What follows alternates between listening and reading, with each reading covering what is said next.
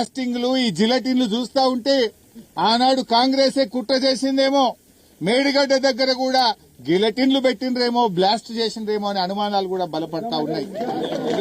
ఎందుకంటున్నా, కాళేశ్వరం అంటే 3 బ్యారేజీలు, 19 రిజర్వాయర్లు, 21 సబ్స్టేషన్లు, 203 కిలోమీటర్ల టనలు, 1536 కిలోమీటర్ల గ్రావిటీ కెనాల్స్ అన్ని బాగుంటాయి.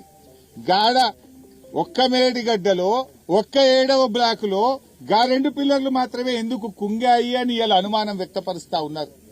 ఆనాడు అక్కడ ఇంజనీర్లు కూడా కంప్లైంట్ ఇచ్చారు, ఈడ బాంబులు పెట్టారు, గిలటిన్స్ పెట్టారు అని అక్కడ పోలీస్ స్టేషన్ లో ఆ రోజే కంప్లైంట్ కూడా ఇచ్చారు. ఎందుకంటే మీ బుద్ధి చూస్తుంటే అర్థమవుతుంది. మొన్న ఓపెన్ గా మీరు ఈడ పెద్దపల్లి మండలంలో గిలటిన్ స్టిక్స్ తో ట్రాక్టర్లతో కాంగ్రెస్ నాయకులు దొరికిపోయారు. ఇవాళ జమ్మికుంట రూరల్ మండలంలో చెక్ డ్యామ్ ను పేల్చారంటేనే మీ నీతేందో, మీ ఆలోచన ఏందో అర్థమవుతుంది.